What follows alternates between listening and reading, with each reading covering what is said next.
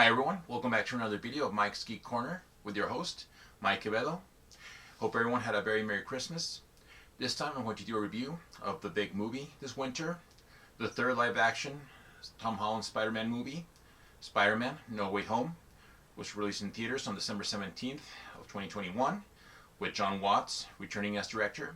I found it to be the most fulfilling of the Watts-Holland Spidey films. Finally, the MCU Spider-Man has been rectified.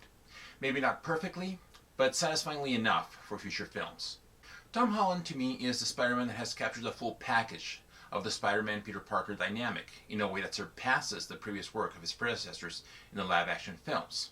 And yet, while his first two Spidey films are very much watchable and competently made blockbusters, they are, to me, comparatively less Spidey-like than the Raimi and Webb films as far as the world established for Peter Parker. Yes, I understand wanting to connect Spider-Man with the expansive realm of the MCU, but I felt the character's essence got somewhat watered down by such gimmicks as Tony Stark being his dad-like fellow superhero who supplies Peter with whatever gadgets he needs, as if the supercomputer Stark provided Peter and his amazing friends didn't strip him enough of his blue-collar facet. Then there's his buddy Ned, who is like his sidekick, which is the last thing Spider-Man I think should be given, as Stan Lee kind of created Spidey as an antithesis to the concept of the young superhero sidekick, let alone the web slinger himself coming across as a sidekick at times to Iron Man in the MCU. Aunt May totally supporting Peter and his double identity.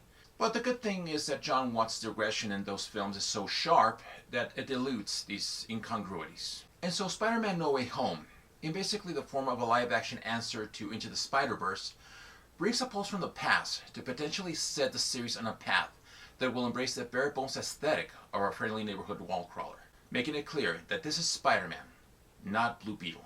The movie picks up right after the cliffhanger ending of Far From Home, as Spidey's real identity of Peter Parker is announced after J. Jonah Jameson broadcast Quentin Beck's doctored footage that said Spider-Man as a perpetrator of the drone attack in London and Beck's own death, before revealing Peter as the man behind the wall crawler's mask. Although attorney Matt Murdock helps Peter getting his charges dropped, he, alongside his Aunt May, MJ, and Ned, all suffer the negative publicity of the involvement to the degree that it badly affects their applications for MIT. Peter decides to ask the Sorcerer Supreme himself, Stephen Strange, to help him and his friends and create a spell that will make everyone forget that he is Spider-Man. However, after Strange is convinced to do the Ask Endeavor, and as he's performing the spell, Peter taints the procedure when he continuously requests modifications to have those he loves hold on to their memories, which ultimately causes a disturbance in their existence that brings otherworldly supervillains, Otto Octavius, Norman Osborn, aka the Green Goblin, the Lizard, Sandman, and Max Dillon, aka Electro. After the mentioned rogues all end up locked in Strange's Sanctorum, and Norman Osborn detaches himself from their Green Goblin personality, it is deduced that Osborn, Octavius, and Dillon were pulled away from their realities just as they were about to meet their demise in battles with the respective Spider-Man. And so Peter suggests that before they are taken back to their respective worlds, that the misguided bunch should be cured of their devious powers and minds so to avoid their deaths. As Peter manages to trap an unapproving Stephen Strange in the mirror dimension, the criminals are taken to Happy Hogan's apartment to be cured. But after Octavius is successfully freed of the manipulation of his tentacles, Norman Osborn is retaken by the Green Goblin persona and persuades the other unrehabilitated rogues to follow his chaotic path and discard Peter's plan. Before the villains leave the premises, May is fatally wounded by Osborn and dies in her nephew's arms, before telling him that with great power comes great responsibility.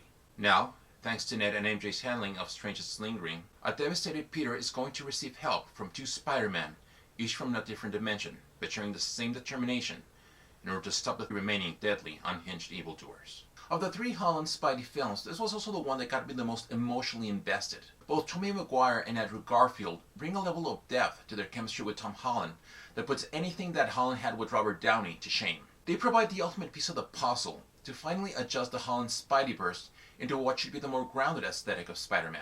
You know, bye-bye Tony Stark, hello Matt Murdock, whose presence, by the way, though I wish had been longer, does seem to foreshadow more the kind of street vigilante Marvel character like Daredevil, Luke Cage, or Moon Knight than the roster of cosmic threat fighting kind like the Avengers or S.H.I.E.L.D. to fight alongside Spidey in future films. Wilem, Dafoe, Alfred, Molina, and Jamie Foxx also contribute to the enrichment of No Way Home's Spider-Man fanfare, as they revisit their memorable villainous roles in a solid sense of familiarity. Dafoe, in particular as the Green Goblin, strikes such an iconic demeanor towards Holland's definitive Spidey.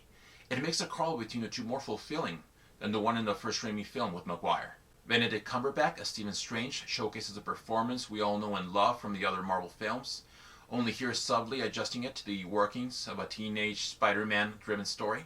Jon Watts once again directs with a smooth balance and rhythm of an emotionally layered and fun action-adventure blockbuster. The humor may sometimes get a little overdone, but it doesn't reach any significant ruination.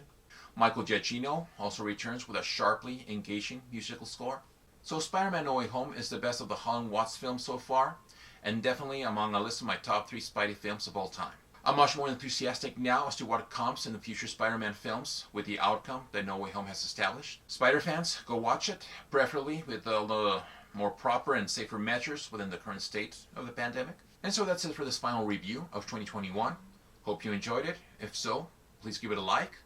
Please make sure you subscribe and feel free to leave your comments below. Happy New Year, everyone. Bye.